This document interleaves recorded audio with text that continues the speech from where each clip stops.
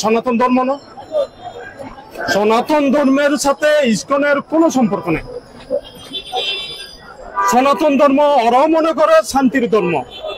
প্রত্যেকটা ধর্মের একটা অনুশাসন আছে। আলহামদুলিল্লাহ ইসলাম ধর্ম সর্বোত্তম ধর্ম, কিন্তু সনাতন ধর্ম আল্লাহ কোরআন শরীফে পরিষ্কার বলেছেন, যারা সংখ্যাগরিষ্ঠদের আমানত। আলহামদুলিল্লাহ আমরা মুসলমান হিসাবে, সংখ্যাগরিষ্ঠ মুসলমান হিসাবে আমরা তাদেরকে আমানত মনে করি। আমরা আমাদের আমানতদারিত্ব রক্ষা করতেছি। আমাদের ভাইয়েরা, আমি তো নিজেও পাহারা দিছি যাতে কোনো বদনাম না হয়। তথাকথিত ওরা বদনাম করার জন্য পরিকল্পিতভাবে মন্দির ভাঙবে, হিন্দুদেরকে মারবে, এটা দায় চাপাবে আমাদের উপরে। আমাদের যাতে কোনো বদনাম না হয় এই জন্য আমরা পাহারা দিছি। আমি রাস্তায় নামাজ পড়েছি, আমার অনেক ভাই রাস্তায় নামাজ পড়েছে। আজকে তারা তো বলতেছে, হিন্দু ভাইয়েরা বলতেছে এই ইসকনের সাথে আমাদের কোনো সম্পর্ক নাই। আমি সারা দুনিয়াবাসীকে আহ্বান জানাবো, আমি সম্পূর্ণ শান্তির পক্ষে, মানবতার পক্ষে। মানবতাবাদী তারেক রহমান, আপনারা কিছু মনে করেন এটা হেফাজতের প্রোগ্রাম, কিন্তু আমাকে সারা বাংলাদেশে চিনে। আমি বিপ্লবী শহীদ জিয়া পরিষদের সেন্ট্রাল চেয়ারম্যান। আমাকে সবাই চিনে, বাংলাদেশে সবাই চিনে। আমরা একটা তারেক রহমানের নেতৃত্বে মানবিক রাষ্ট্র বিনির্মাণ করতে চাচ্ছি। তারেক রহমান, মির্জা ফখরুল সাহেব একান্ত মানবিক লোক। আমরা একটা মানবিক শান্তির রাষ্ট্র কায়েম করতে চাচ্ছি। আমরা কোনো ধরনের অশান্তি চাই না। আমাদের হিন্দু ভাইয়েরা অশান্তি চায় না। ইসকনের সাথে ওদের কোনো সম্পর্ক নাই। আজকে আপনারা দেখেন হিন্দুদের মধ্যে কোনো উগ্রবাদ আছে? এরকম করে আমাদের কোনো মুসলমান ভাইকে জবাব করছে? আপনারা বলেন, কোনো মুসলমান ভাইকে জবাব করে নাই।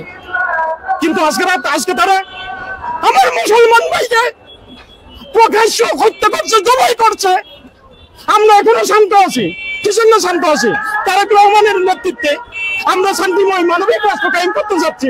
এই জন্য আমরা শান্ত আছি। এখন আমরা শান্ত থাকবো ইনশাআল্লাহ। আমাদের দাবি, ডক্টর ইউনূস সাহেব, আমি পরিষ্কার আপনাদের মাধ্যমে মেসেজ দিতে চাচ্ছি। ডক্টর ইউনূস সাহেব আমার এলাকার লোক, আমার দাদার দাদা আফজাল উকিল এই অঞ্চলের নিঃশ্বাস করাইতে দেখে তাদের বিরুদ্ধে আন্দোলন করছে। আমার দাদার দাদা আফজাল উকিল ব্রিটিশকে বলছে নিঃশ্বাস করাইতে তোমরা থাকতে পারবো না। আমার চাচা প্রিন্সিপাল আবুল কাসেম ভাষা আন্দোলনের রাষ্ট্রপতি, উনি বলছে 1947 সালের 14 আগস্ট ব্রিটিশ থেকে পাকিস্তান স্বাধীনতা লাভ করার 14 দিনের মাথায় 1947 সালের 1 সেপ্টেম্বর এই ইমার্জেন্সি ঢাকা বিশ্ববিদ্যালয়ের মেডিকেল ইমার্জেন্সি আমতলা ছিল, যেটা 1947 সালের 1 সেপ্টেম্বর উনি বলছিল যে তোমরা এই 14 দিনে যা দেখলাম পাকিস্তান তোমরা থাকতে পারবো না, পাকিস্তানকে চলে যেতে হলো। পরম্পরায় আমিও বলতে চাই, আমি হাজী আশরাফ বলতে চাই,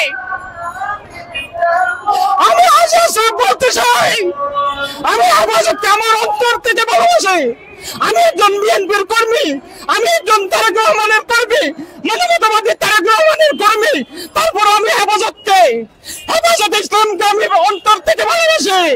৭৭ ঘটনায় আমি সারা রাত পাহারা দিয়েছিলাম। আমি অন্তর থেকে ভালোবাসি হেফাজতকে, প্রত্যেকটা মুসলিম ইসলামী সংগঠনকে। আমি পরিষ্কার মেসেজ দিতে চাই, ইসলামের কোন কার্যক্রম এই বাংলার মধ্যে আর কেউ করতে পারবে না। ফাঁসি দিতে হবে, চেন্নাইতে প্রকাশ্য ফাঁসি দিতে হবে।